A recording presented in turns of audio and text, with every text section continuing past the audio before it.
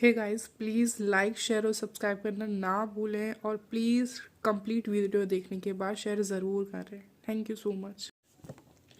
Good evening guys. जैसे कि आप सभी लोगों को पता है कि Plassey to partition by Shekhar Bandopadhyay की जो सीरीज़ है वो हम शुरू कर चुके हैं।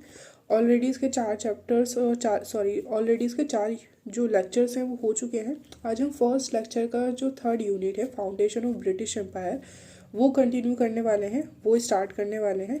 ठीक है, तो जो फैक्चुअल चीज़ें हैं, जो फैक्ट्स हैं, उन पे मैं ऑलरेडी वीडियो बना चुकी हूँ, तो उनकी उसका जो लिंक है मैं डिस्क्रिप्शन में डाल दूँगी। आज जो हम डिस्कस करने वाले हैं वो कॉन्सेप्चुअल चीज़ों पे बात करने वाले हैं, कॉन्सेप्ट्स पे बात करने वाले हैं। और क्योंकि कॉन्सेप्ट के लिए फेस टू फेस जो कन्वर्सेशन का ये बात ज़रूरी हो जाती है, इसी वजह से आज जो वीडियो है मैं फेस टू फेस लेक्चर पर बना रही हूँ। ठीक है, सो जो थर्ड यूनिट है उसमें शेखर बंदोपाध्याय जो है वो बात करते हैं कि जो ब्रिटिश एम्पायर थी उसकी जो फाउंडेशन थी, क्या वो एक वेल प्लान थी या फिर वो एक तरीके से संयोगवश या फिर एकदम हो गया, या फिर ऐसी सिचुएशंस, बहुत सारी सिचुएशंस ऐसी पैदा हो गई जिसकी वजह से ये जो एम्पायर है, ये जो ये फाउंडेशन है वो रखी गई। अगर हम सारे फैक्ट्स को, ये सारी चीज़ों को हटाकर एक बार अपनी भी थोड़ी सी समझ से देखें तो हमें पता चलेगा कि अगर कोई भी कंपनी या फिर कोई भी इंसान कहीं पर जाकर अपना जो साम्राज्य है वो स्थापित करना चाहता है तो उसे 100 साल का टाइम पीरियड नहीं लगेगा। देखिए, 1600 में जो कंपनी है वो कंपनी बनती है, ठीक है। 1757 में जो है वो पहला बैटल ऑफ, मतलब कि बैटल ऑफ प्लासी होता है। इससे पहले भी बहुत सारी सिचुएशंस आई हैं औरंगजेब के टाइम पीरियड में भी, लेकिन 150 साल तो ऑब्वियसली नहीं लगेंगे। इसी वजह से जो बहुत सारे इंडियन हिस्टोरियंस हैं वो ये बात बोलते हैं कि स्टार्टिंग में तो कंपनी का पूरी मोटिव जो था वो उनका अपने व्यापार का ही था, लेकिन बाद में वो इतने ज़्यादा महत्वाकांक्षी हो गए, बाद में जो उनका मोटिव है चेंज हुआ और उन्होंने अपना एम्पायर इस्टेब्लिश करने का पूरा इरादा बना लिया। ठीक है, तो जो शेखर बंदोपाध्याय हैं वो फर्स्ट ऑफ ऑल कुछ हिस्टोरियंस के व्यू पेश करते हैं, हिस्टोरियंस की जो अपनी राय है वो रखते हैं और उसके बाद वो बात करते हैं बहुत सारे प्रूफ्स की। तो फर्स्ट हिस्टोरियन जो है वो पीजे मार्शल की बात करते हैं, जो कि एक ब्रिटिश हिस्टोरियन है। पीजे मार्शल ये बात करते हैं कि जो कंपनी की फाउंडेशन थी या फिर कंपनी ने जो चीज़ें हुई वो पूरी तरीके से एक संयोग था। मतलब कभी भी कंपनी ने ये नहीं चाहा या फिर कंपनी का कभी भी ये वेल प्लान्ड नहीं था चीज़ें कि वो फाउंडेशन रखेगी या फिर जो भारत के जो क्षेत्रीय शक्तियाँ हैं या फिर भारत के जो क्षेत्र हैं उन्हें जीतेगी। पीजे मार्शल बात करते हैं और वो कहते हैं 1784 तक था उनका ऐसा कोई इरादा नहीं था। यहाँ तक कि वो बैटल ऑफ प्लासी के बारे में भी बोलते हैं कि बैटल ऑफ प्लासी जब हुआ तो प्लासी जो हुआ वो एक तरीके से जो उनकी जो खुद को सेव करने की मंशा थी या फिर उनका दिख रहा था कि हमारे ट्रेड पर अब खतरा आ चुका है। ठीक है, सिराजुद्दौला जिस तरीके से सिचुएशन पैदा कर रहा था उसे उन्हें अपनी सिचुएशन को सेव करने के लिए वो सारी चीज़ें करनी पड़ी। इसी वजह से पीजे मार्शल आगे कहते हैं कि जो पॉलिटिकल इनस्टेबिलिटी है थी इंडिया में उस दौर में, उस पॉलिटिकल इनस्टेबिलिटी की वजह से ही जो कंपनी है उन्हें सारे स्टेप लेने पड़े और उन्होंने पॉलिटिकल इनस्टेबिलिटी जो थी उसका फ़ायदा उठाया या फिर है ना, जो अपॉर्चुनिटी थी, अपॉर्चुनिटी उन्हें उस चीज़ से मिली। ठीक है, आगे जो शेखर बंदोपाध्याय C.A. वेले जो है उनका व्यू रखते हैं और वो ये बात कहते हैं कि कभी भी जो शुरू से ही बहुत शुरू से ही जो कंपनी थी, कंपनी का जो मोटिव था वो दिखता था कि मिलिट्री मोटिव है रेदर देन कि वो बिजनेस को प्रमोट कर रही है या फिर ट्रेड को प्रमोट कर रही है। ठीक है, आगे इन दो हिस्टोरियंस की बात करने के बाद जो शेखर बंदोपाध्याय है वो ये कहते हैं कि हमारे पास ऐसे बहुत सारे प्रूफ्स हैं, ऐसे बहुत सारी चीज़ें हैं जो ये चीज़ को दिखाती हैं कि जो कंपनी है वो बहुत शुरू से ही जो अपनी फोर्स ऑफ पावर का इस्तेमाल कर रही थी। ठीक है, पावर दिखा रही थी। जैसे कि हम पोर्चुगीज़ के टाइम पे देख सकते हैं कि पोर्चुगीज़ को जो कंपनी आती है वो आते ही जो वॉर करना शुरू कर देती है और कंपनी को हटाना, जो पोर्चुगीज़ है उन्हें हटाना शुरू कर देती है और इसी तरीके से फिर वो बाकी कंपनीज के साथ करती है। ठीक है। डच के साथ तो उनका इन्वॉल्वमेंट या फिर वॉर एक बाद में चलता है, लेकिन बाकी जो कंपनीज हैं उन्हें भी तो वो हटाना शुरू कर देती है ना। तो ऐसे हमारे सामने बहुत सारे फैक्ट्स हैं। ये मैं आपको एग्जांपल दे रही हूँ, अपनी तरफ से एग्जांपल दे रही हूँ, बुक में ये चीज़ नहीं है। और कि कंपनी का जो ट्रेड था वो पूरी तरीके से आर्म बेस्ड ट्रेड था, ठीक है, वो पूरी तरीके से फोर्स बेस्ड ट्रेड था। फिर जो जेम्स फर्स्ट है, बुक में बात की गई है, जो जेम्स फर्स्ट है, चार्ल फर्स्ट है, और या फिर उस टाइम पीरियड में, उनके टाइम पीरियड में जो सिचुएशंस पैदा हुई उसकी वजह से थोड़ा बहुत नुकसान हुआ कंपनी को। लेकिन बाद में जब जेम्स सेकंड और चार्ल्स सेकंड आते हैं और वो अग्रेसिव पॉलिसी अपनाते हैं, ठीक है ना, फॉरेंस के लिए जो अग्रेसिव पॉलिसी अपनाते हैं, उसमें फिर कहीं ना कहीं जो कंपनी को वो प्रमोट करते हैं ये सारी चीज़ें करने के लिए। जैसे कि जब जेम्स सेकंड का टाइम पीरियड स्टार्ट होता है तो कंपनी उन्हें बहुत सारे तोहफे देती है, उनके सामने बहुत सारे लाखों के हिसाब से, लाखों पॉन्ड्स के हिसाब से चीज़ें रखती है, ठीक है ना। और जब उनकी जो कंपनी है उन्हें चार्टर मिला हुआ था, ठीक है ना। जब 1600 में उनकी जब कंपनी बनती है तो वो एक चार्टर के बिहाफ पर बनती है और उसे रिन्यू कराना पड़ता है। तो जब कंपनी रिन्यू करा 1662 में जब कंपनी इस चार्टर को रिन्यू कराती है, तो उस चार्टर के रिन्यू कराने के बाद उन्हें वो जो किंग है उन्हें 10,000 पौंड वो देती है, ठीक है।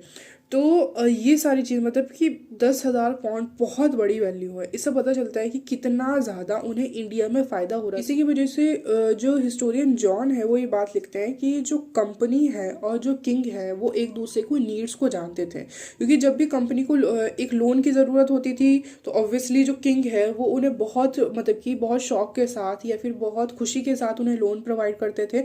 और जो रिटर्न है, एक तो कंपनी उन्हें रिटर्न दे ही रही थी, उसके अलावा भी उन्हें मतलब कि साल में कई बार उन्हें जो तोहफे थे वो भेजती थी, जो रिश्वत थी वो भेजती थी, जो लाखों पौंड के हिसाब से पैसे हैं वो भेजती थी। तो इन सारी चीज़ों में जो वो एक दूसरे को कहीं ना कहीं जो सपोर्ट एक दूसरे को मिल रहा था। तो ना ही जो कंपनी है, देखिए ऐसा नहीं है कि जो इंडिया में कंपनी कर रही थी उसके बारे में जो ब्रिटिश गवर्नमेंट है उसे नहीं पता था, लेकिन ब्रिटिश गवर्नमेंट को इतना ज़्यादा फायदा हो रहा था कि वो कंपनी को वापस नहीं बुला सकती थी। कंपनी को बुलाना तो दूर के बाद, जो चार्ल्स सेकंड है 1668 में जो गोवा है जो पोर्चुगीज़ के अंडर में था उस टाइम पीरियड में, तो गोवा को दे देती है कंपनी को सिर्फ 10 पौंड के जो रेंट है, उस रेंट के बिहाफ पर पूरा का पूरा गोवा उन्हें दे देती है और ट्रीटी करती है। और ट्रीटी में ये बात मतलब कि गुप्त तौर से लिखी हुई होती है कि पोर्चुगीज़ की सुरक्षा के लिए वो ट्रीटी यूज़ करी जाएगी और डच के साथ वॉर के लिए भी वो ट्रीटी, वो स्पेस जो है वो यूज़ किया जाएगा, ठीक है ना। तो ये जो सिचुएशंस हैं, जो सपोर्ट जो ब्रिटिश गवर्नमेंट की तरफ से मिल रहा है वो साफ साफ चीज़ों को दिखा रहा है कि जो ब्रिटिश गवर्नमेंट है वो बैक में बैठकर पूरी तरीके से जो कंपनी है उसे सपोर्ट कर रही है। यहाँ तक कि जब जो मतलब एक टाइम पीरियड आता है जब कंपनी दिवालिया होने लगती है, उसके ऊपर पूरा प्रेशर आने लगता है, तो लोन देने का काम भी ब्रिटिश गवर्नमेंट उन्हें करती है। क्योंकि जाहिर सी बात है जो ब्रिटिश गवर्नमेंट में बड़े बड़े व्यापारी बैठे हुए हैं, बड़े बड़े बिजनेसमैन बैठे हुए हैं, उनका पैसा लगा हुआ है कंपनी पर। अगर कंपनी डूबेगी तो जाहिर सी बात है उन्हें भी बहुत बड़ा नुकसान होगा, वो भी डूबने की कगार पर होंगे।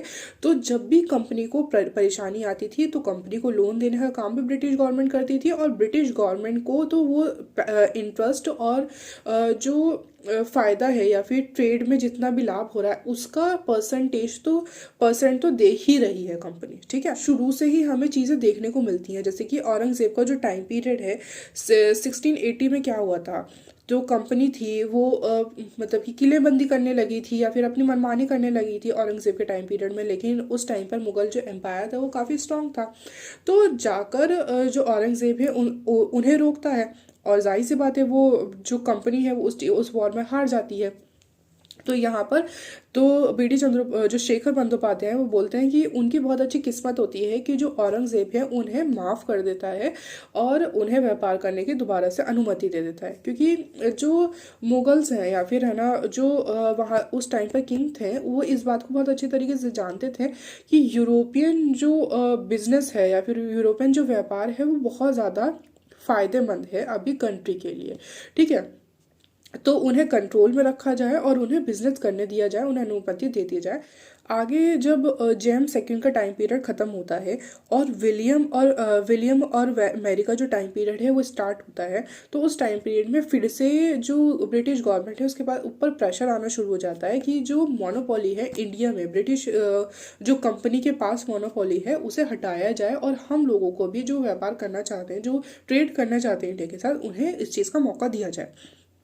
तो यहाँ पर फिर से जो सारी बहस है जो पार्लियामेंट में वो शुरू हो जाती है और उसी बहस का जो रिजल्ट होता है वो 1698 में आता है, जब एक और जो कंपनी है वो बनकर स्टार्ट होती है। वो कंपनी वो मिलियन पॉन्ड्स देने के लिए तैयार होती है ब्रिटिश गवर्नमेंट को।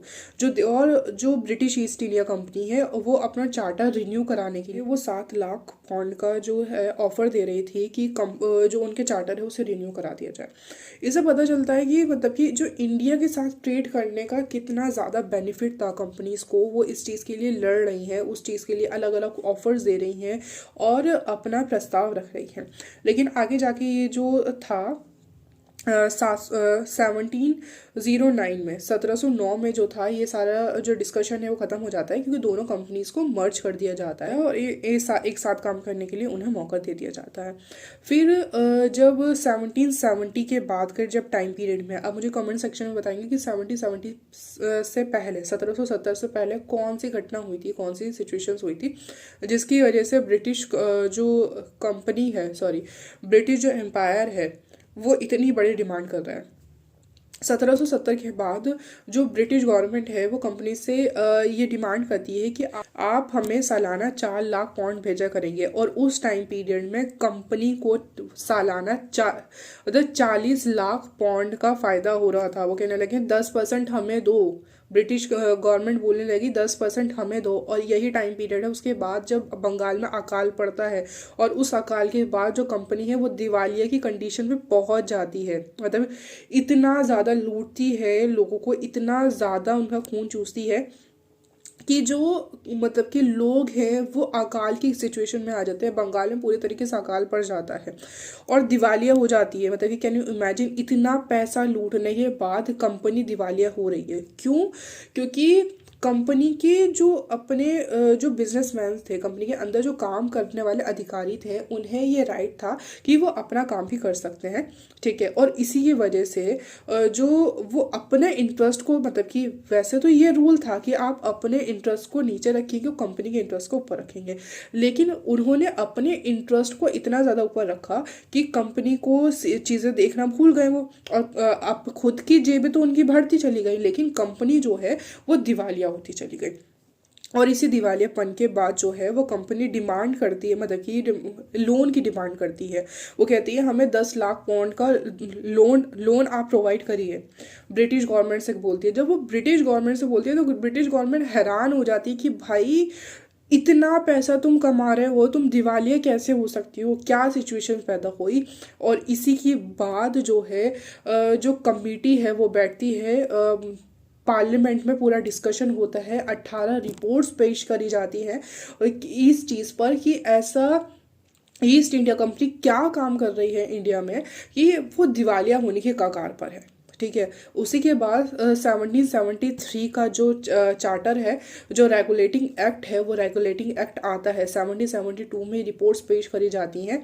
वो मतलब ब्रिटिश गवर्नमेंट इस बात से हैरान होती है कि भाई इतना ज़्यादा करप्शन, इतना ज़्यादा लोगों को परेशान करना, उस रिपोर्ट्स में इतनी सारी चीज़ें, इतने सारे फैक्ट सामने आते हैं, इतने कि वो पूरे संसद को, पूरे पार्लियामेंट को हिला कर रख देती है कि इतनी ज़्यादा चीज़ें।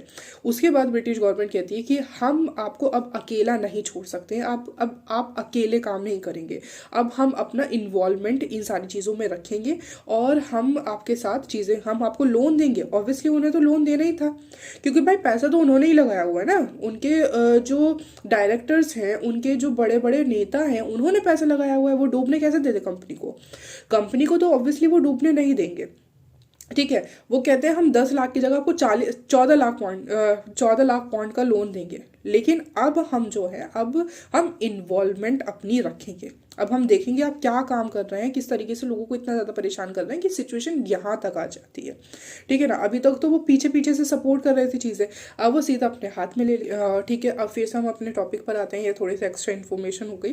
ठीक है, मैं बहुत कोशिश करती हूँ कि ऑन द पॉइंट चीज़ों पर रहूँ, बहुत मतलब कि जो मतलब कि पॉइंट्स जो बुक में दिया हुआ है उसी पर डिस्कस करूं, लेकिन कई बार ऐसा होता है कि थोड़ा सा एक्स्ट्रा डिटेलिंग। हम फिर से टॉपिक पर आते हैं कि 4 लाख पाउंड की उन्होंने डिमांड करी कि आप हर साल हमें 4 लाख पाउंड देंगे। ठीक है, और मतलब कि ये चीज़ दिखाती है कि जो कंपनी है वो कहीं दूर बैठी हुई उनके लिए कितने फ़ायदे वाली चीज़ थी कि उन्हें सिर्फ भाई उन्हें रिटर्न मिल रहा है, उन्हें अब कुछ नहीं करना पड़ा, सिर्फ उन्हें रिटर्न मिल रहा है। इसी के बिहाफ पर डेलीगेटेड सोवेरेनिटी की बात की गई। ठीक, इसका क्या मतलब होता है कि जब कोई भी जो बड़ी सत्ता है अपनी जो ताकत है वो किसी और को ट्रांसफर कर देती है। आप ये बताएं कि जब लाल किलो को प्राइवेटाइजेशन वाली या फिर प्राइवेट कंपनी को देने की बात की गई तो इतना ज़्यादा विरोध क्यों हुआ? जब यूनिवर्सिटीज़ को प्राइवेट हाथों में देने की बात की जाती है इतना विरोध क्यों होता है? या फिर किसी भी चीज़ को प्राइवेट करने की बात की जाती है तो इंडिया में इतना विरोध क्यों होता है? वो विरोध इसी वजह से होता है कि जब कंपनी के हाथ में चीज़ जाती है तो वो अपनी मनमानी करती है, अपनी सारी चीज़ें करती है, वो अपने हिसाब से करती है। तो वहाँ पे क्या होता है कि गवर्नमेंट जो अपने जो राइट्स है या फिर अपने जो मतलब कि उनकी जो पावर है उन्हें ट्रांसफ़र कर देती है एक मतलब कि किसी डिपार्टमेंट को, किसी व्यक्ति को या फिर किसी कंपनी को। तो इसे ही डेलीगेटेड सोवेरेनिटी कहा जाता है। तो जो कंपनी का चार्टर थे उस चार्टर को भी अब डेलीगेटेड सोवेरेनिटी कहा गया कि जो पावर है ब्रिटिश गवर्नमेंट की उसे ट्रांसफ़र किया जाने लगा कंपनी के हाथों में। ठीक है, लेकिन जो 1773 का रेगुलेटिंग एक्ट आया तो उस सारी चीज़ों में भी एक सब चीज़ें ख़त्म हो गई, क्योंकि ऑब्वियसली अब जो ब्रिटिश गवर्नमेंट है वो इन्वॉल्वमेंट दिखाने लगी अपना कि इंडिया में क्या काम हो रहा है, क्या चीज़ें हो रही हैं। रेगुलेटिंग, ये सारे रेगुलेटिंग एक्ट हम आगे वाले चैप्टर्स में पढ़ेंगे तो हम अभी के लिए स्किप करेंगे, सारी चीज़ें डिस्कस नहीं करेंगे।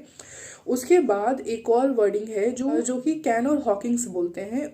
उस चीज़ को बोलते हैं कि जो कंपनी काम कर रही, कंपनी का जो चल रहा था वो अपनी जो फाउंडेशन रख रही थी उसे जेंटलमैनली कैपिटलिज्म का नाम इन दोनों ने दिया। इसका मतलब क्या होता है कि जेंटलमैनली कैपिटलिज्म मतलब कि जब कोई जो कैपिटलिज्म को या फिर अपने फ़ायदे के लिए ट्रेड को दिखाए, मतलब कि ह्यूमन जो दूसरे मतलब कि वेलफेयर के लिए, दूसरों के वेलफेयर के लिए दिखाए कि भाई हमारे जो काम है उससे कितना ज़्यादा जो दूसरों का वेलफेयर हो रहा है। जैसे कि ईस्ट इंडिया कंपनी इस बात को बोलती है कि हमने जब जो रेलवे है, जो ट्रेन्स है, जो रेलगाड़ी है उसका निर्माण करा, ठीक है ना, उसे लेकर आए और उससे लोगों को फ़ायदा हुआ। जबकि जो उनका इरादा था वो क्या था, अपने जो ट्रेड है, अपना जो बिजनेस है उसे वो भारत के छोटे छोटे इलाकों में भी लेकर जाना चाहते थे।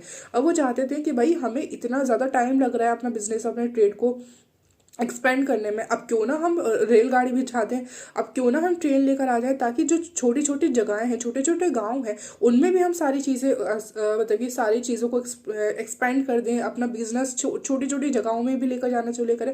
अब इसका क्या प्रभाव हुआ, जहाँ पर छोटी छोटी जगहों पर भी इंडियन का जो अपना जो ट्रेड था, ठीक है, भारतीयों का अपना भी जो व्यापार था, वहाँ से भी चीज़ें खत्म होना शुरू हो गई। ठीक है, तो उन्होंने क्या करा, उन्होंने ये दिखाया कि हाँ हम देखो कितने अच्छे हैं, हम भारत का विकास कर रहे हैं। लेकिन उस चीज़ के बजाय कि जो भारत की इंडस्ट्रीज थी उस छोटी छोटी इंडस्ट्रीज को भी वो ख़त्म कर रहे थे। ठीक है, तो ये कॉन्सेप्ट है जेंटलमैनली कैपिटलिज्म का। ठीक है, यही इस वर्ड का मीनिंग है। बाकी जो आगे जो शेखर बंदोपाध्याय हैं वो बात करते हैं कि किस तरीके से जो कंपनी के अंदर काम करने वाले लोग थे और जो कंपनी थी उन दोनों का बिजनेस अलग अलग था। कंपनी के जो लोग थे या फिर जो फ्री ट्रेडर्स थे, ठीक है ना, जो मतलब कि कंपनी नहीं थी उनकी लेकिन वो उनका पर्सनल ट्रेड था, वो किस तरीके से जो कंपनी थी उसका जो फ़ायदा था, उसका जो बेनिफिट था उस पर नुकसान पहुंचा रही थी। यही चीज़ दस्तक में हुई कि जब बंगाल में कंपनी को दस्तक दिया गया फ्री ट्रेड का, तो उसका जो गलत यूज़ है जो कंपनी के जो अधिकारी थे उन लोगों ने भी करना शुरू कर दिया। ठीक है, यहाँ तक कि उसे बेचना भी शुरू कर दिया।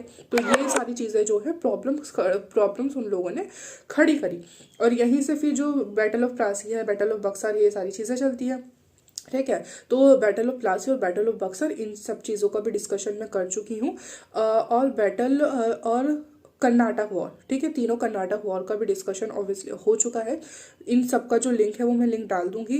पहले ये सारी चीज़ें आप करेंगे, उसके बाद नेक्स्ट वीडियो आएगी। ठीक है, नेक्स्ट वीडियो जो डिस्कशन होगा वो बाकी जो वॉर्स हैं उन वॉर्स के बारे में होगा। अब जो battle of Plassey, battle of Buxar, Carnatic Wars, तीनों कर्नाटिक वॉर्स, इन तीनों चीज़ों को मैं स्किप करूँगी और आगे आगे का जो डिस्कशन है वो स्टार्ट होगा। ठीक है, best of luck for your future. Thank you.